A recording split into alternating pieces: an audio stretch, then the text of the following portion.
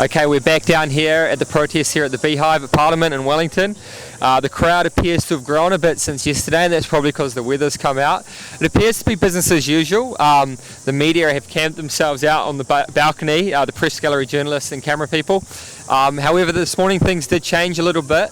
I did see some of the media out and about interviewing people in the tents, particularly at the medical tent this morning, so we'll see.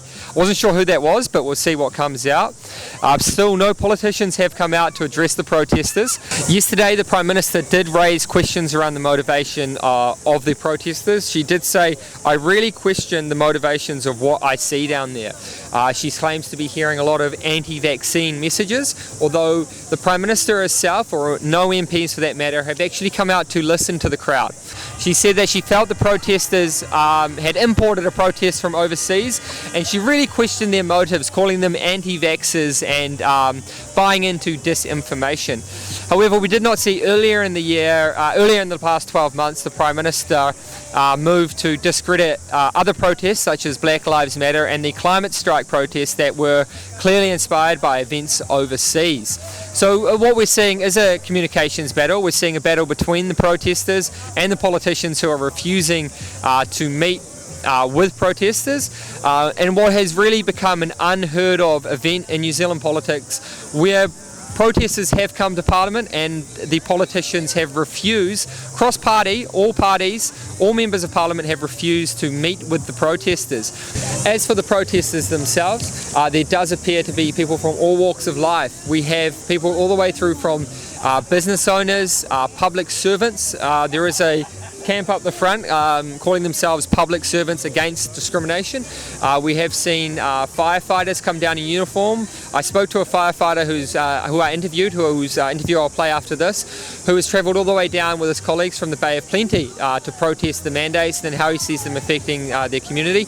There is a lot of low-income workers and service workers such as hairdressers, and teachers and nurses who are here also, who have lost their jobs because of the vaccine mandates. I did speak with a woman from Inglewood yesterday who is an early childcare teacher who has had to resign from her job in Inglewood as a teacher and is now faced with the prospect of selling a home because she can no longer make payments on her mortgages.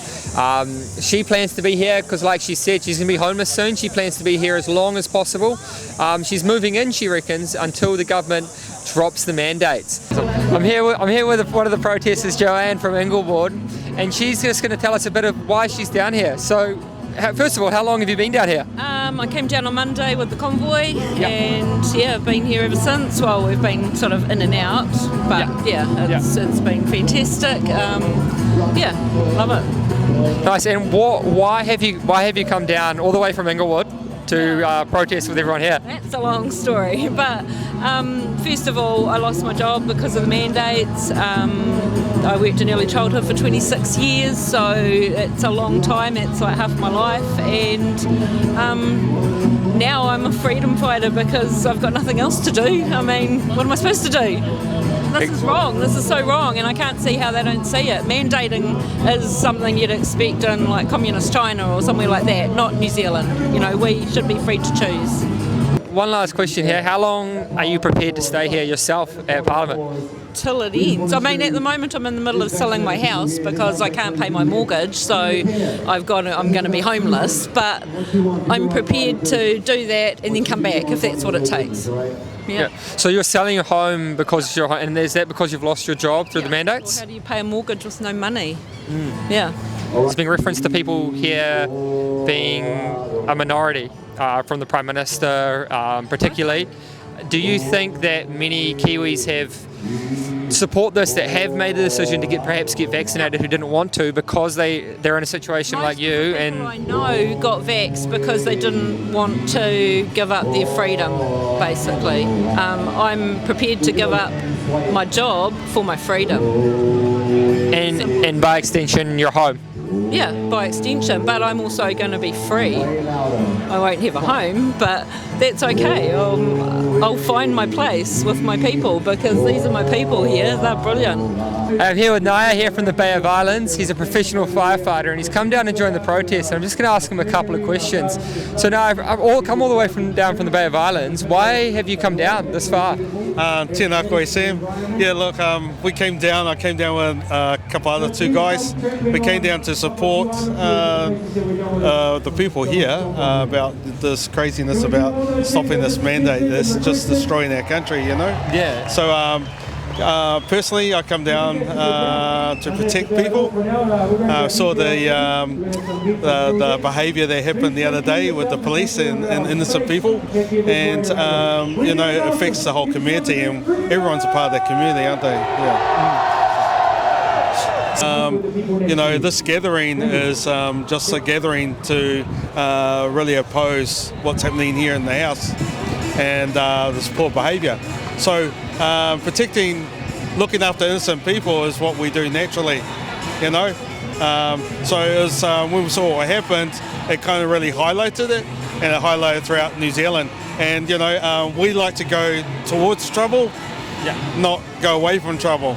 Yeah. So naturally, we just felt that that's the best thing that we can do, is get down here, be a part of the community, and really make use of our training and be noticeable. Yeah. What are your feelings on the politicians not coming out to see the protesters since you've been down here for the last 2 days?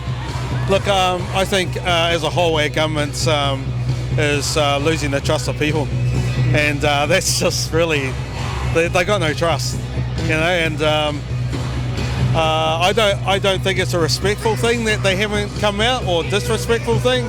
I just think that as a whole the country's starting to now start thinking that if they can't come out and front, then are they trusted people to be governing our country? I've been here for other protests in the past, always have opposition or someone come out, and in this case haven't seen it. We've seen older politicians having their say, like Matt King and and Rodney Hyde and Winston Peters, for crying out loud, So if these people have got the balls, really shows you who's leading our country, and this Prime Minister's leading all the political parties. Haven't seen anything from the Māori Party. How disappointing, This is about all New Zealanders, Yeah. I tell you one thing that's really outstanding now I notice about being here is that this community is like, for crying out loud, this is Aotearoa, man. Yeah. This is the new people, which and if this is the spirit of Aotearoa, what a fantastic change we're actually coming into. Trevor Mallard is still on loop. As you can hear behind me, the protesters are shouting out and jeering the speaker as his recorded message plays over the speakers,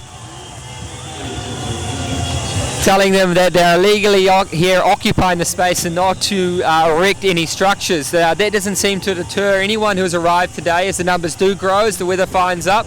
As I arrived this morning, more structures were being erected, more tents rising. So we don't really know what's going to happen, who's going to budge first. I suspect it will be the government.